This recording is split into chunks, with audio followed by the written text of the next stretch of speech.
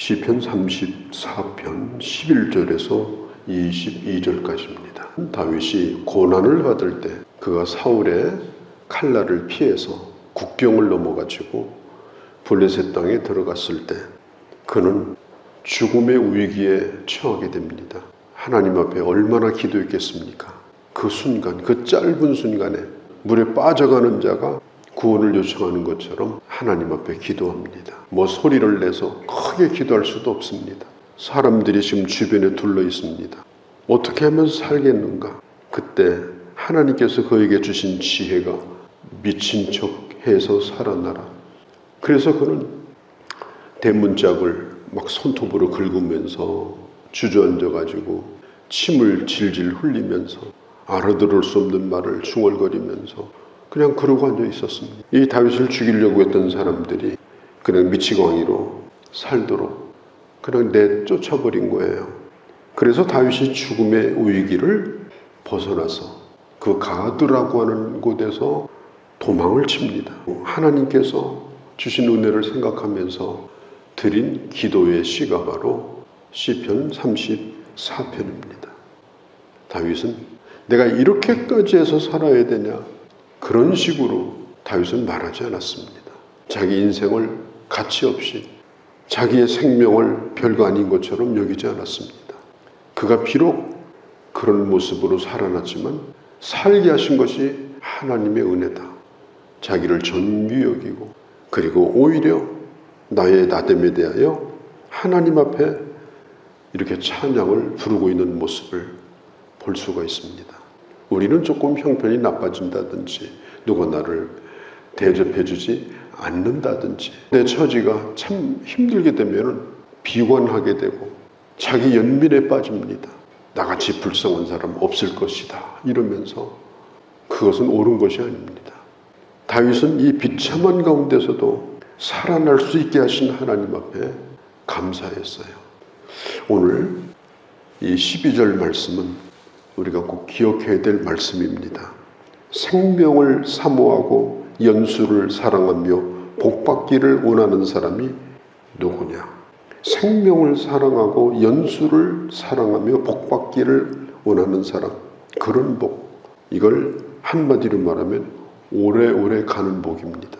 그냥 잠깐 뭘 누리는 것이 아니고 오래오래 가는 복을 누리려면, 사라지지 않는 복을 누리려면 생명과 장수라는 말은 같은 말이에요. 이 땅에서 오래오래 살면서 복을 누릴 수 있는 사람이 누구냐? 그래서 오늘 말씀의 제목을 오래가는 복이다 이렇게 정해보았습니다. 좋은 일이 있었는데 내일은 잿더미에 앉아있는 그런 복이 아니고 정말 오래오래 가는 복, 하나님이 주신 은혜를 누리는 지혜를 오늘 이 말씀 가운데 우리가 꼭 얻고 그 길을 걸어가는 우리가 되기를 바랍니다. 사람들은 복받기를 원해요. 그런데 복을 받으려면 복받는 길을 걸어가야 됩니다. 복받는 원리를 따라서 살아야 됩니다. 그 가운데 하나가 뭐냐?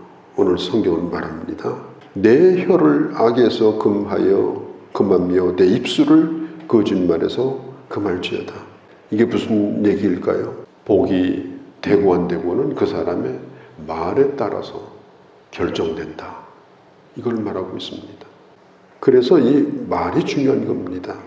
생명을 사랑하고 좋은 날 보기를 원하는 자는 혀를 금하여 악을 그 입에서 그치고 입술을 거짓말로 하지 말라. 이게 베드로전서 3장 10절에 있는 말씀이에요. 베드로 사도가 편지를 쓰면서 바로 이 시편 34편 13절 말씀을 인용해가지고 편지를 쓴 거예요. 생명을 사랑하고 좋은 날 보기를 원하면 혀를 금하여 악한 말을 그치라. 오늘 이 본문 말씀도 똑같은 말씀이에요. 흔히 우리가 보이스, 소리라는 이 말은 헬라어로 포네라는 말입니다. 포네. 이 단어가 굉장히 재미있는 말이에요. 우리나라 예전에 폰이라는 승용차가 있었어요. 지금 유물로 남아있는 차지만 포니. 그 포네에서 포니가 나온 거예요. 근데 그 포네라는 말이 뭐냐면은 조랑말 혹은 나귀 이런 뜻이에요. 크지는 않지만 짐도 잘 싣고 사람도 잘 태우고 잘 달리는 조랑말이나 나귀를 뜻할 때 쓰는 말이에요. 그게 언어, 이 소리라는 말의 의미인 것입니다. 나귀, 조랑말 이것은 뭐 대단한 무슨 백마도 아닙니다. 그런데 그 등에다 뭘 태우느냐가 중요한 거예요. 귀한 짐을 태우면 그 조랑말은 귀한 대접을 받아요.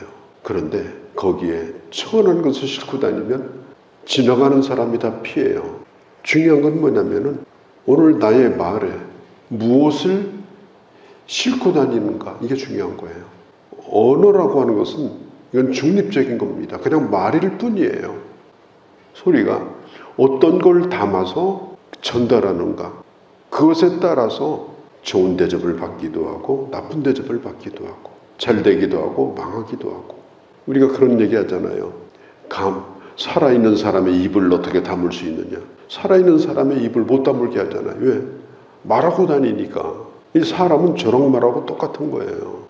예수님을 싣고 예루살렘 입성했던 나귀는요, 가는 길에다가 종려나무를 깔고 옷을 깔고 호산나 외치면서 예수님을 실었기 때문에 대접받고 예루살렘 입성했습니다. 오늘 나의 언어는 무엇을 지금 싣고 다니는가? 오늘 내 언어가 어떤 걸 전달하고 있는가? 내 언어가 참 존귀하고 깨끗한가? 아니면 쓰레기 같은 것을 언어에다 담아가지고 끊임없이 내 입에서 품어대고 있는 것은 아닌가? 그것으로 인해서 그 사람이 대접을 받습니다. 그것으로 인해서 그 사람이 쓸모없는 짐승 취급을 받습니다.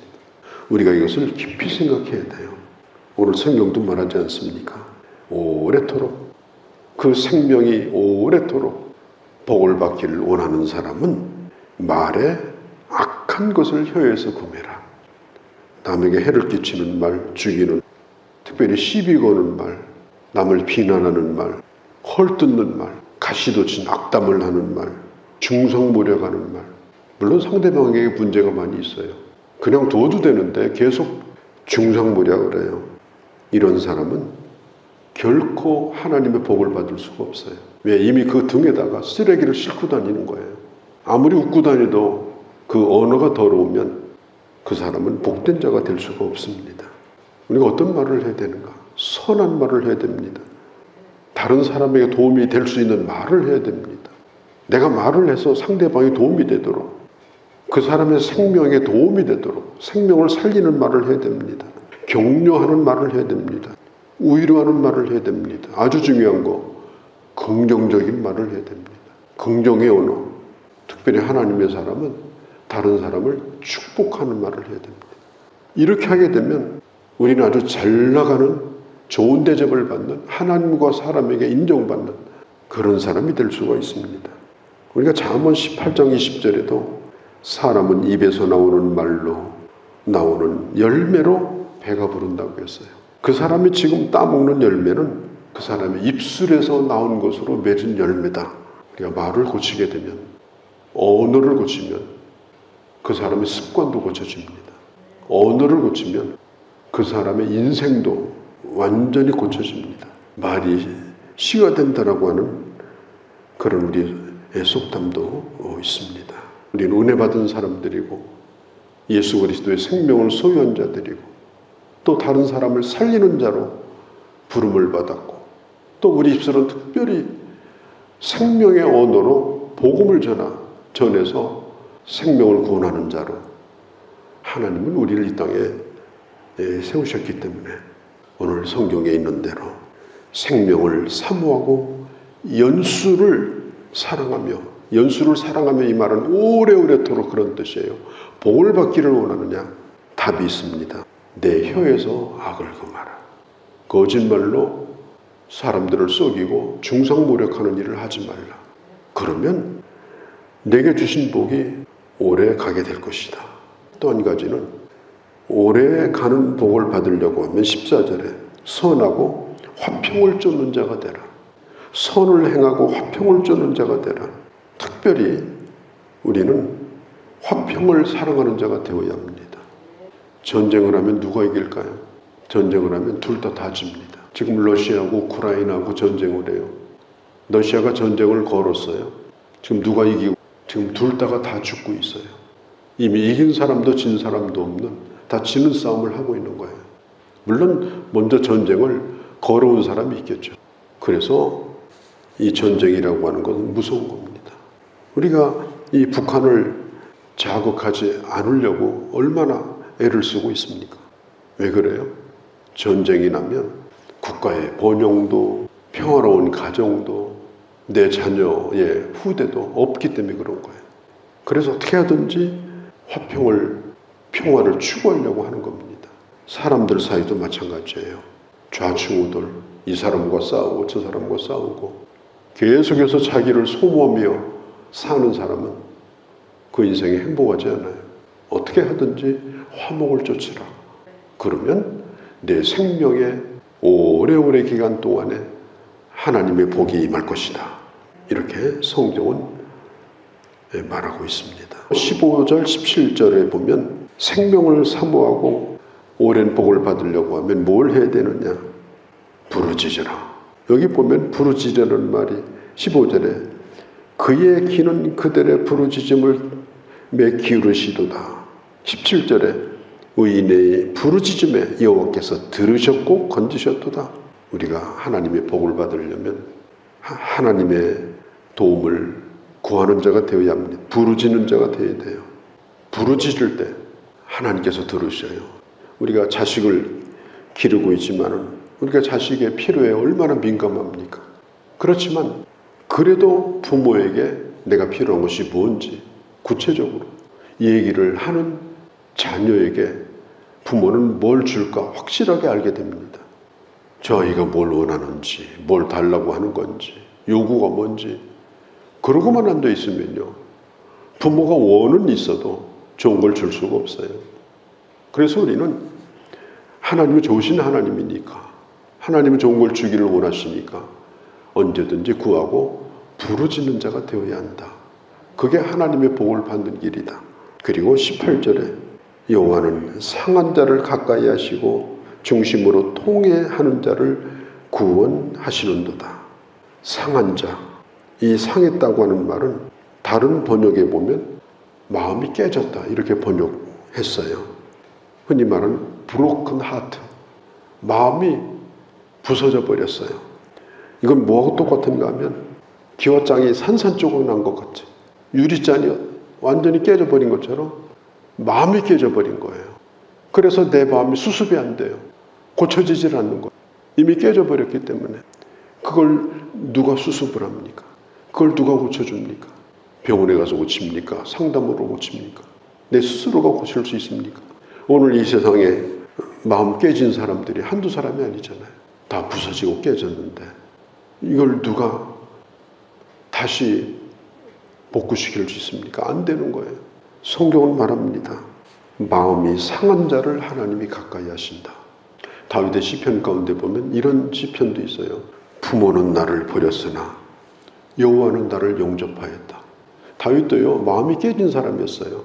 선지자가 왕의 기름을 부으려고 집에 찾아왔는데 세상에 다윗을 양치라고 들여다 내보냈어요. 그건 뭐예요? 너는 우리 집에서 없는 사람이라는 거예요. 너는 우리 가족으로 쳐주지 않겠다는 거예요. 다윗이 어릴 때 그런 취급을 받았어요. 그래서 다윗이 노래하는 거예요. 부모는 나를 버렸으나 하나님은 나를 영접하였다.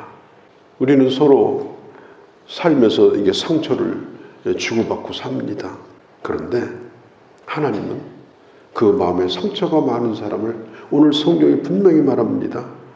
가까이 하신다.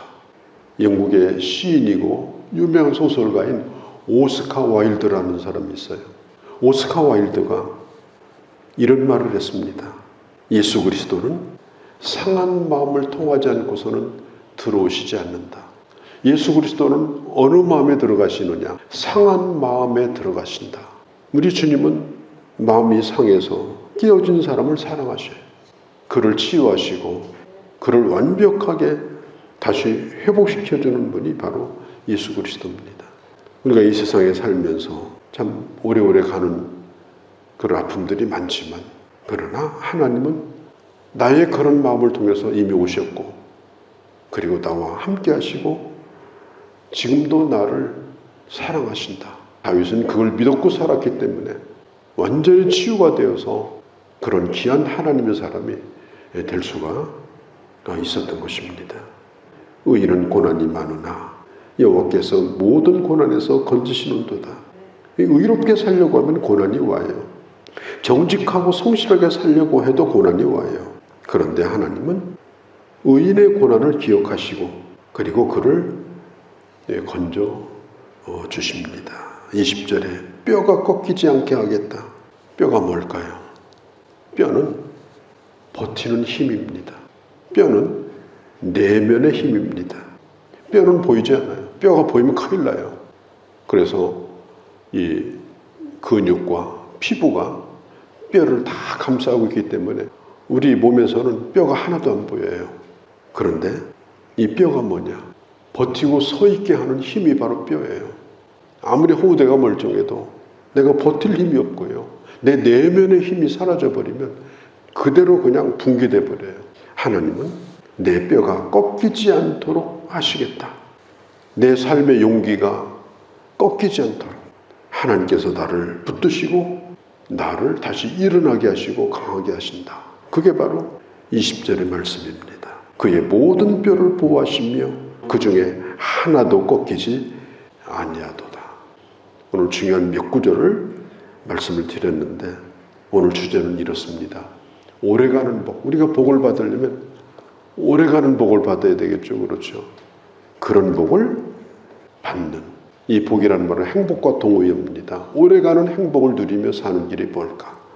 다시 한번 깊이 생각하고 마음에 두고 오늘 아침 기도하며 그런 하나님의 사람으로 살아갈 수 있기를 바랍니다. 거룩하신 우리 아버지, 오늘도 저희들 주의 말씀을 들었습니다. 오래오래 하나님과 함께 가는 그 행복을 누리는 길에 대하여 오늘 저희가 들었습니다.